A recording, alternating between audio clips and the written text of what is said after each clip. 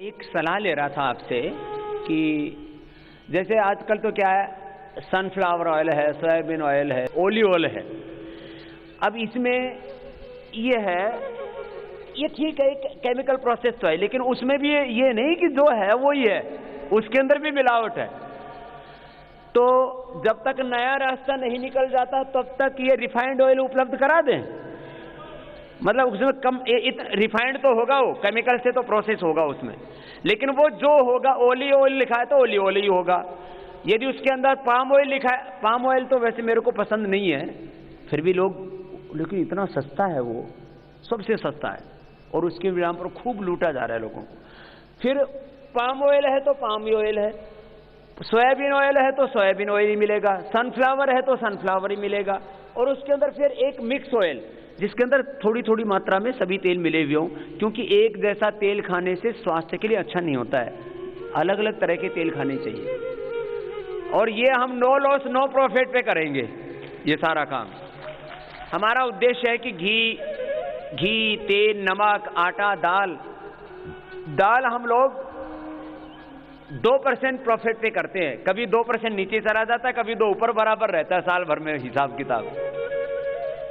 No loss no profit, लेकिन उसमें हाँ गारंटी है इस बात की, क्यों नेचुरल डाले हैं, उसके अंदर किसी तरह की कोई पॉलिश नहीं है, किसी तरह का कोई केमिकल नहीं है। तो आटा, नमक, और नमक कितना, अब जैसे नमक कितना रुपए किलो मिलता है पतंजलि का 12, और बाकी कंपनियों का 18 से 20। नमक है, अब इसमें क्या मिलावट होगी भाई, नमक होता है, लेकिन ये नो लॉस नो प्रॉफिट पर देते हैं। आयोडीन नमक है ये, हाँ। और ऑर्गेनिक के नाम पर तो ऐसी लूट मची हुई है, ओहो हो। ब्रेड भी, हे भगवान। तो तुम थोड़े दिन में ये फिर तो ये तो फेसबुक पे मेरे नाम पर चलाते रहते ना, बाबा देसी बियर लेके आएंगे, देसी वाइन लेके आएंगे। बाबा जी ये तो रस उसकी बनती है, अंगूर के रस की। और मेरे नाम से ऐसे चलता रहता फेसबुक के ऊपर, बाबा जी हम देसी वाइन लेके आएंगे, अंगूर का रस, सोम रस पिलाएंगे, धकते रहेगी।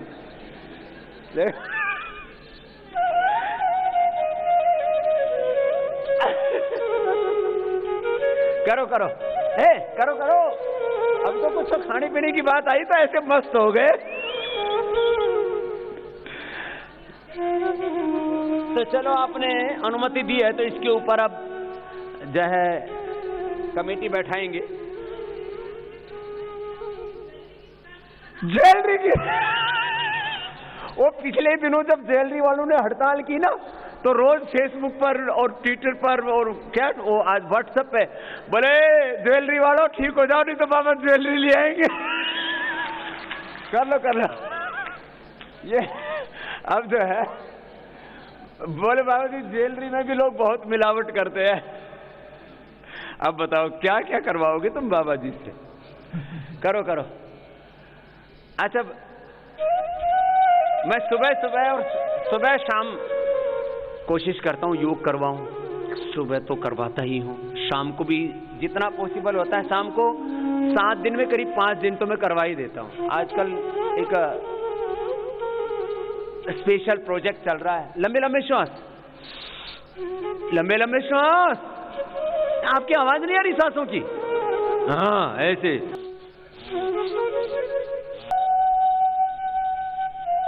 किया,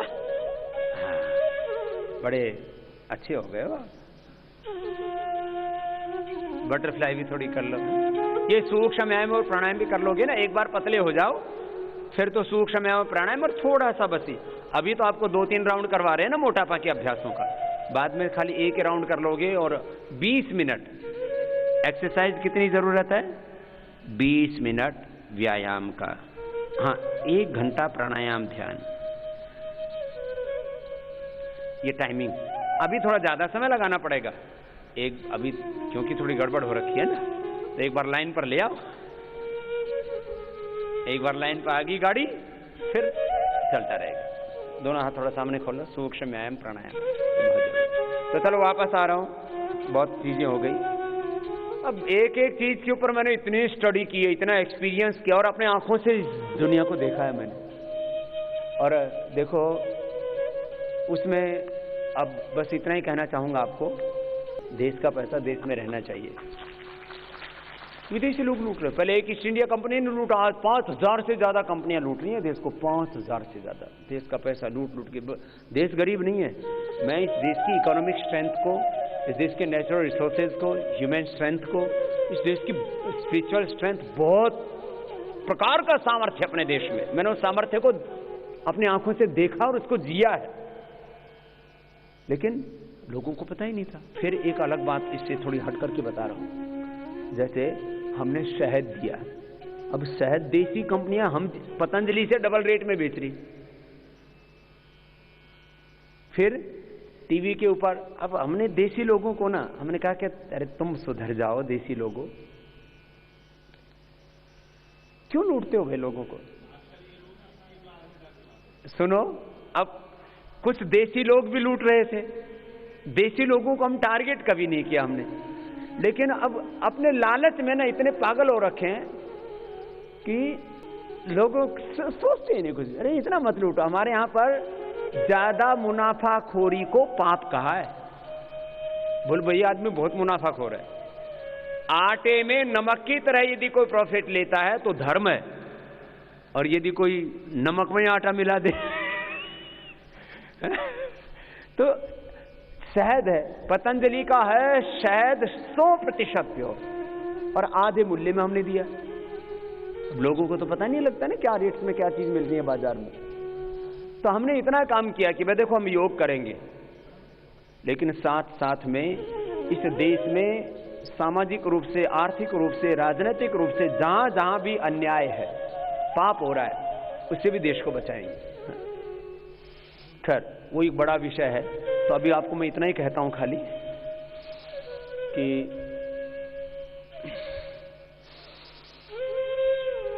आप लोगों को योग तो करो ही करो पतंजलि का। ये पतंजलि के प्रोडक्ट जिससे कि आपको इस समय इस संसार में जो भी श्रेष्ठतम उपलब्ध हो सकता है वो हम आपको उपलब्ध कराते हैं, और पूरी जिम्मेदारी के साथ। औषधि के तौर पर भी जब शरीर में ज्यादा कष्ट हो जाता है ना, चलो थोड़ा कम भी हिला ली, शरीर में ज्यादा कष्ट हो जाता है तो आप लोग थोड़ा मदद ले लिया करो। किससे? योग के साथ आयुर्वेद से। जिनको ज्यादा समस्या है, बहुत ज्यादा शरीर में कष्ट है,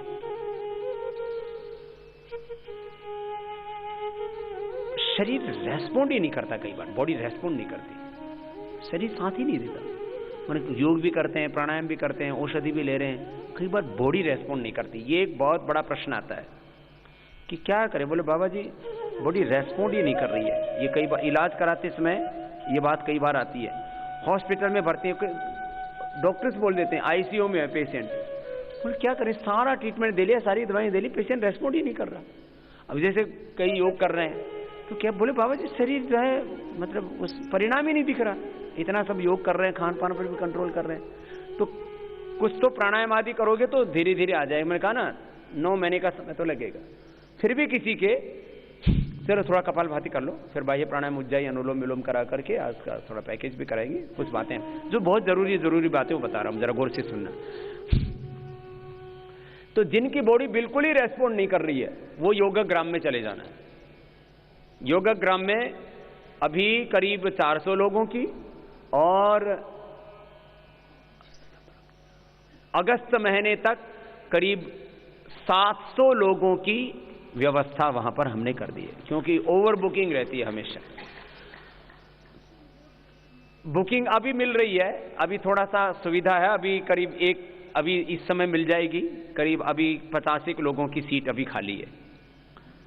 वो अभी खाली हुई है। ये अभी पूरे देश में एक गलत फहमी फैला दी, बोलो उत्तराखंड में तो तबाही आने वाली है, पिछली बार की तरह बाढ़ आने वाली है। तुमने कहीं बाढ़ देखी है? बूंद भी नहीं पड़ी अभी। तो तुम्हारे आने से पहले थोड़ा सा एक बार थोड़े बरसात सी हुई थी, उत्तराखंड में तबाही आएगी, तो करीब 101 लोगों ने अपने बुकिंग कैंसिल करवा दी। तो उससे फिर अभी हर दिन करीब 50 लोगों के लिए जगह मिल जाएगी। तो आप में से भी जो करीब 50 से 100 लोगों को एडजस्ट कर सकते हैं, यदि किसी को रुकना हो तो वो 7 दिन वहां भी रह करके जा सकते हो। और अगले शिविर में यहां पर भी अपने यहां तो करीब 2-3 हजार लोगों की व्यवस्था है ही। घर पे जाकर के खबरदार, जिसने घर जाकर के योग नहीं किया तो उसको पाप लगेगा। अच्छा, मैं 7 दिन तक आपको इतना समय दे रहा हूं, थोड़ा मजाक में बोल रहा हूं, 7 दिनों तक मैं आपको समय दे रहा हूं।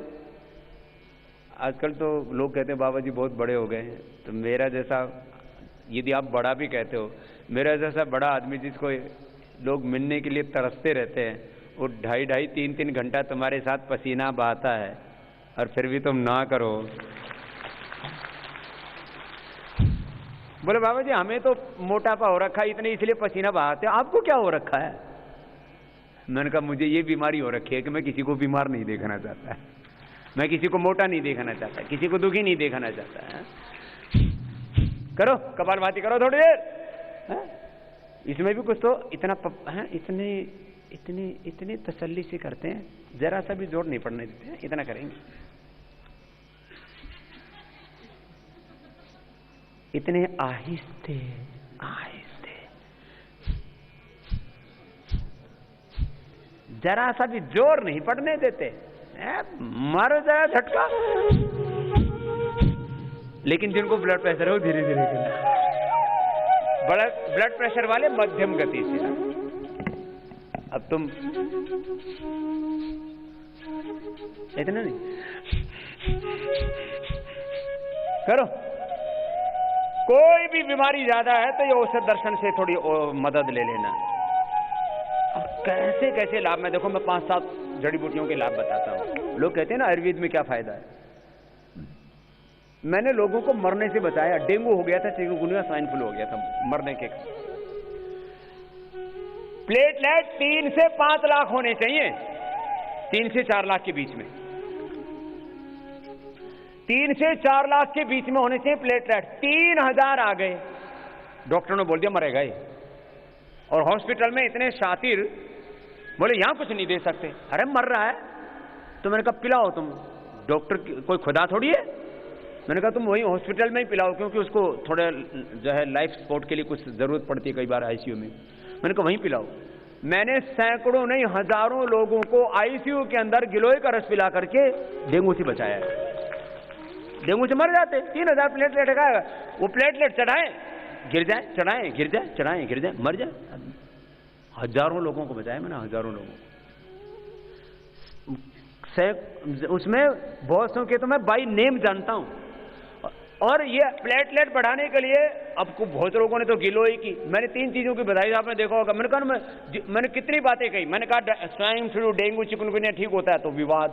मैंने कहा हेपेटाइटिस ठीक होता है तो विवाद। मैंने कहा कैंसर ठीक होता है तो विवाद। मैंने कहा हार्ट के ब्लॉकेज ठीक होते हैं तो विवाद।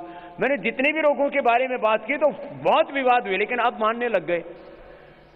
मैंने कहा था 3 चीजें हैं भाई, पपीते के पत्तों का रस, अनार का रस, गिलोय का रस, ये 3 रस पिलाओ, एक भी आदमी की मौत नहीं हो सकती स्वाइन फ्लू के कारण से, डेंगू के कारण से, चिकनगुनिया के कारण से।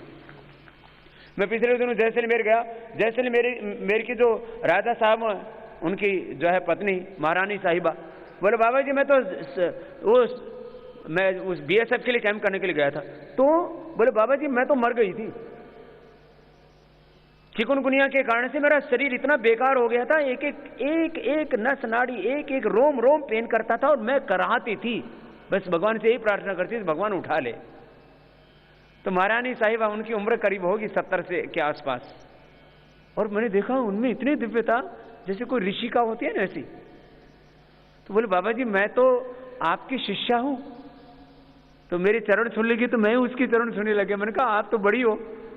बोले बाबा जी देखो आप सन्यासी हैं, हमारी परंपरा हमें सिखाती है।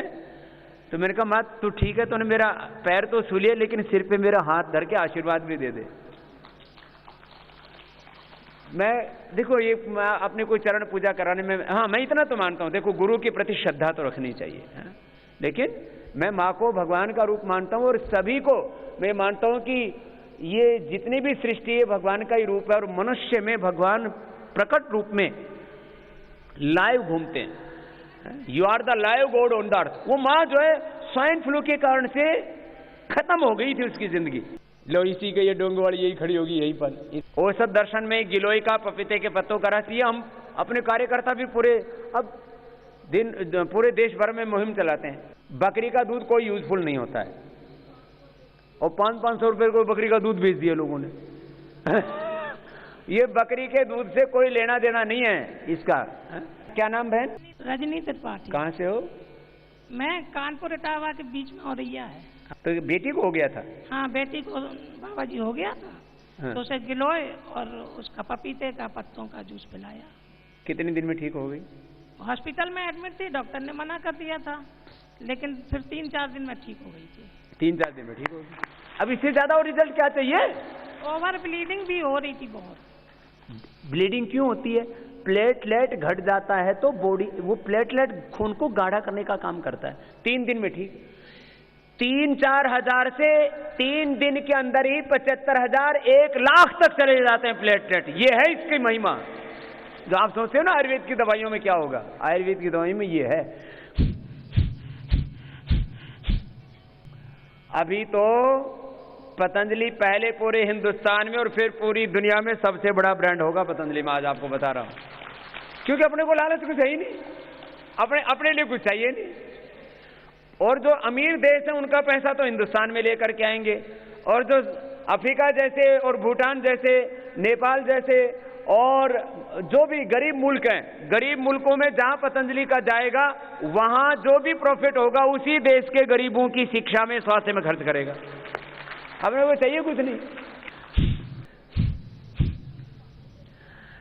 तो एक एक दवाई का ऐसा फायदा है। मैं यदि मैं ये बात बताने लगूं ना तो बहुत समय लग जाएगा। फिर भी क्या कहना है, बोलो बोलो। हाँ गुरुजी, मेरा ना कुछ 7 साल पहले किडनी, हार्ट, लीवर, लंग्स सब ऑर्गन बेकार हो गए थे और मैं हिल भी नहीं सकती थी। और लीवर, हार्ट, किडनी, हाँ, सब बेकार हो गए थे। नाम क्या है माँ आपका? मीनू बब्बर। मैं तारापुर महाराष्ट्र से हूँ, स्कूल टीचर हूँ। और उसके लिए अब कैसे करें, क्या करें, कहाँ डालें, सांस भी नहीं आती थी। पूरी रात मैं जागती रहती थी, सांस भी लेने में दिक्कत? सांस नहीं, ऐसे करके ट्राई करती थी सांस लेने का। तो उसमें मैं जैसे भी हो सकता था वो कपालभाति करती थी। और एक एक्यूप्रेशर वाले अंकल मिले थे, वो एक्यूप्रेशर किया, उनसे पता लगाया कि क्या क्या बीमारी है, क्योंकि हमारे घर में कोई भी एलोपैथी दवाई नहीं खाता जब से आपकी दवाइयाँ आनी शुरू हुई हैं। बिल्कुल भी एलोपैथी की तरफ है ही नहीं। तो उन्होंने एक्यूप्रेशर करके मुझे बताया कि आपके तो थायराइड से लेके सारे ऑर्गन बेकार है, पैनक्रियाज वगैरह।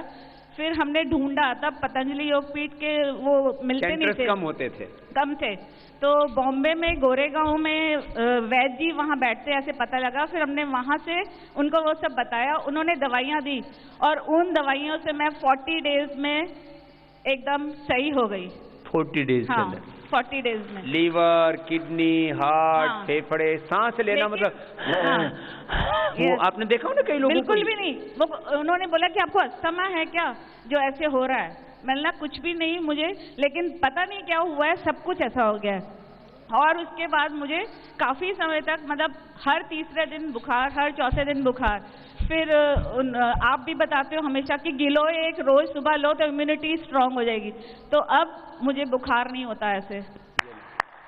ये इम्यूनिटी के लिए कितने 500 रुपए से लेकर के 5-5 हजार रुपए की दवाइयां देते हैं, इम्यूनिटी बढ़ जाएगी। इम्यूनिटी, अरे गिलोय खाओ, इम्यूनिटी बढ़ाओ, अपने घर में लगाओ।